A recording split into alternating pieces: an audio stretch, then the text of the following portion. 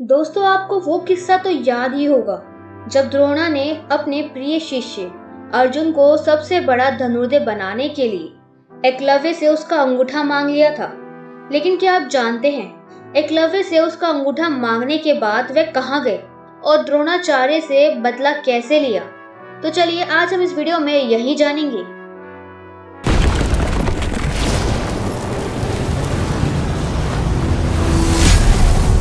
आप देख रहे हैं माइथोलॉजी मिस्ट्रीज। अगर आप हमारे चैनल पर नए हैं तो इसे अवश्य सब्सक्राइब करें और लेटेस्ट अपडेट पाने के लिए बेल आइकन पर जरूर क्लिक करें, जिससे कि हमारे चैनल की लेटेस्ट अपडेट जानने और सुनने को मिलती रहे।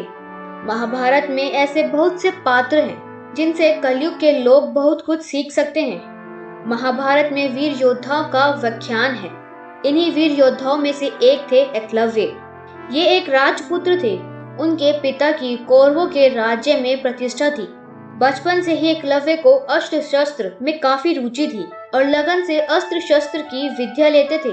उनकी इस निष्ठा को देखते हुए उनका नाम एकलव्य पड़ा। एकलव्य महाभारत काल का एक महान व सर्वश्रेष्ठ धनुर्धर माना जाता है। एकलव्य एक ऐसा श्रेष्ठ धनुर्धर था जिसके सामने अर्जुन और कर्ण कुछ भी नहीं थे।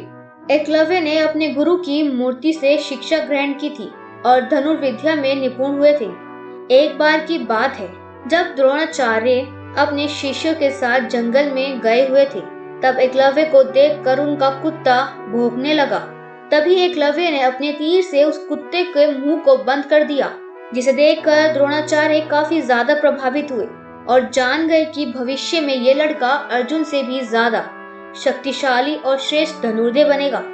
उसके बाद द्रोणाचार्य ने एकलव्य के साथ छल कर दिया और एकलव्य से गुरु दक्षिणा के रूप में उसके दाहिने हाथ का अंगूठा मांग लिया। एकलव्य खुशी खुशी अपने दाहिने हाथ का अंगूठा अपने गुरु को दक्षिणा में दे दिया। जैसे कि एकलव्य द्रैवश्रवा का पुत्र था। जब रुक्मणी का स्वयंवर चल रहा था, तब एकलव्य अपने पिता की जान बचाते हुए मारा जाता है, क्योंकि वह धनुर्विद्या में उस समय इतना निपुण नहीं था जितना वह पहले हुआ करता था। श्री कृष्ण ने एकलव्य के बलिदान से प्रभावित होकर उसको वरदान देते हैं कि वह अगले जन्म में अपना प्रतिशोध लेगा। दोस्तों, तब आगे चलकर महाभारत युद्ध के दौरान द्रोणाचार्य का वध धृष्टद्युम्न ने किया था।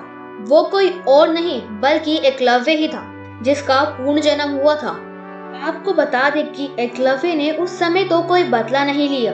वह बिल्कुल अच्छे शिष्य की तरह ही गुरु और गुरुकुल के लोगों की सेवा में मन लगा रहे थे। उनका अंगूठा कट जाने के बाद भी अपनी उंगलियों से ही धनुष और वन संधान का अभ्यास किया और धनुर्विद्या में काफी कुशल हो गए। उसने गुरु द्रोणाचार्य को गुरुदक्षिणा को खुश होकर दिया और अपने मन में उनके लिए कोई द्वेष या बैर भाव नहीं रखा, बल्कि वह अपने आप को धन्य समझता था कि गुरु की सेवा और आज्ञा या अनुरोध का कर्तव्य पूर्ण रूप से निभाया है। द्रोणा ने भी इस बात को ज्यादा तुल नहीं दिया। जैसे उन्होंने पांडवों और कौरवों से गुरु दक्षिणा में राजा द्रुपद को हराया था और उसका आधा राज्य हड़प कर और आधा उस पर छोड़कर महान बन गए थे, इसी तरह यहाँ भी अपने शिष्य के अंगूठे को भी उन्होंने सम्मान्य तरह से लिया। शिष्य भी फिर से अपना काम करता रहा और कुशलता हासिल कर ली बिना किसी अंगूठे के। ऐसी मान्यता है कि अंगूठा कट जाने के बाद भी एकलव्य की धनुष विद्या में कोई कमी नहीं आई थी। महाभारत काल में एकलव्य अपनी विस्तारवादी सोच के चलते जरासंध से जा मिला था। जी हाँ, एकलव्य श्री कृष्ण को शत्रु मानने वाला जरासंध से जा मिला था। जरासंध की सेना की तरफ से उसने मथुरा पर आक्रमण भी किया। एकलव्य ने यादव सेना के अधिकतर योद्धाओं को मार दिया था। जब ये सूचना श्री कृष्ण के पास जा पहुंची तो वो उसे देखने को उत्सुक हो गए। तब दाहिने हाथ से 4 उंगलियों के सहारे धनुष बाण चलाते देखकर वह एकलव्य को समझ जाते हैं कि ये पांडवों और उनकी सेना के लिए खतरनाक साबित हो सकता है। जब श्री कृष्ण और एकलव्य के बीच युद्ध होता है जिसमें एकलव्य मारा जाता है, तब श्री कृष्ण एकलव्य के बलिदान से प्रभावित होकर उसे वरदान देते हैं कि वह पुनर्जन्म लेकर अपना प्रतिशोध लेगा। इधर दूसरी तरफ अपने प्रतिशोध के लिए गुरु द्रोणाचार्य ने पांडव और कौरवों से गुरु दक्षिणा में राजा द्रुपद को हराने की मांग की और उसका आधा राज्य हड़प कर और आधा उस पर सौंप कर महान बन गए थे। वहीं राजा द्रुपद की कोई संतान नहीं थी।